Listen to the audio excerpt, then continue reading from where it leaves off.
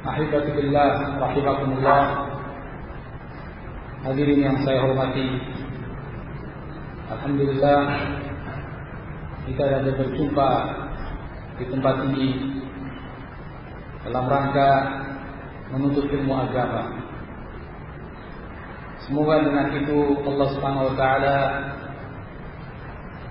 menjadikan amal tersebut sebagai timbangan kebaikan untuk kita semua. Adapun dalam majelis ini insyaallah kita akan membahas tentang mensucikan jiwa. Karena pentingnya tema tersebut, masing-masing kita membutuhkan untuk mensucikan jiwa kita. Allah Subhanahu wa taala telah berfirman dalam ayatnya dalam surat Asy-Syams, "Wa nafsin wa ma sawwaha fa alhamaha fujuraha wa taqwaha qad aflaha man zakkaha wa qad khaba man dassaha." Dan jiwa dan penyempurnaannya, fa alhamaha fujuraha wa taqwaha, Allah telah mengilhamkan pada jiwa tersebut kefasikannya dan ketakwaannya. Qad aflaha man zakkaha, sungguh telah beruntung mereka yang mensucikan jiwanya.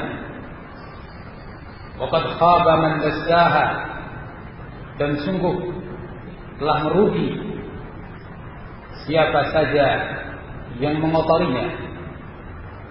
Dalam tafsir disebutkan akhfaha bil ma'siyah, yakni menyembunyikan dalam jiwanya amalan-amalan maksiat. Oleh karenanya, karena tingginya perkara ini, Nabi sallallahu alaihi wasallam berdoa kepada Allah Subhanahu wa taala dengan salah satu doa beliau, Allahumma ati nafsi taqwaha wa zakkiha anta khairu man zakkaha anta waliyuha wa maulaha. Yang artinya, Allahumma, ya Allah,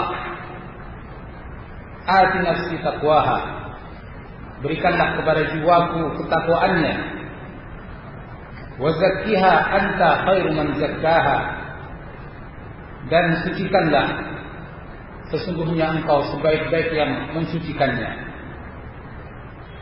Ikhwani fi din, a'azzakumullah, bila Nabi sallallahu alaihi wasallam memohon kepada Allah azza wa jalla untuk mensucikan jiwa beliau,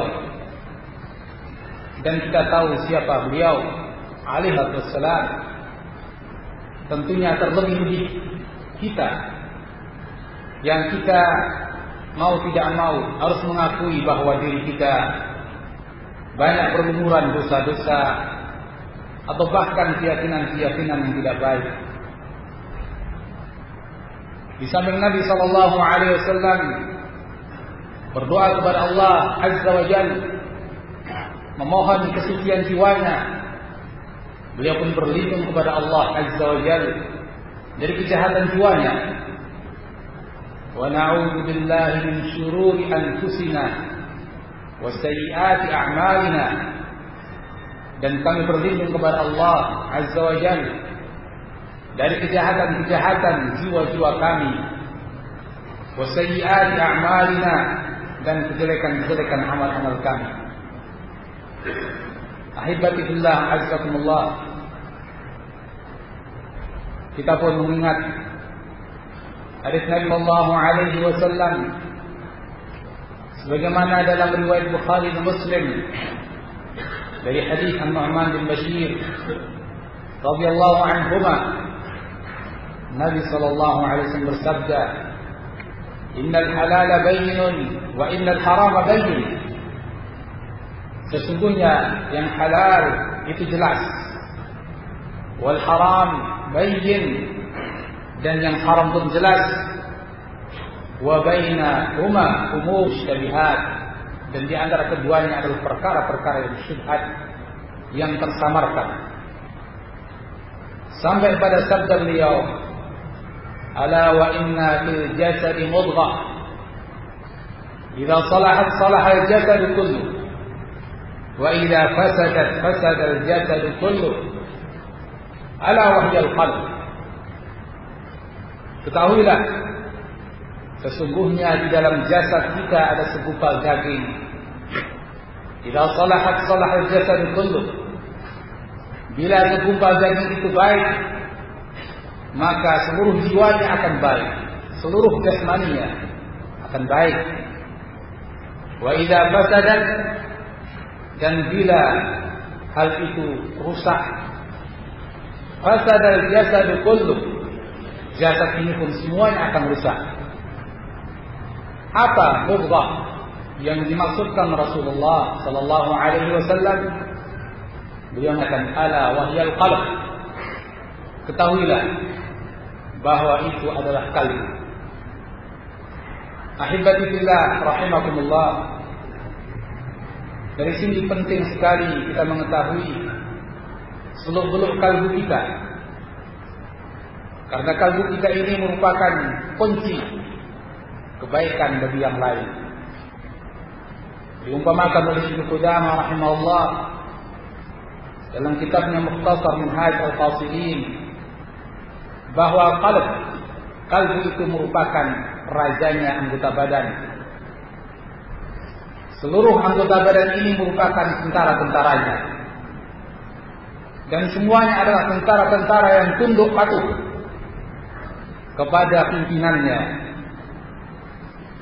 Anggota badan ini merupakan tentara yang siap menerima komando-komando dari kalbunya. Ia akan tergerak untuk taat bila kalbunya mendorong untuk taat. Ia akan melaksanakan perintah-perintahnya dan tidak akan pernah menyelisihi apa yang diperintahkan oleh kalbunya. Sehingga bila sang raja itu baik, dalam hal ini kalbunya, maka tentara-tentara pun baik, dalam hal ini anggota badannya. Dan bila sang raja rusak, maka tentaranya pun akan ikut rusak, karena dia akan mendapat komando-komando yang tidak baik.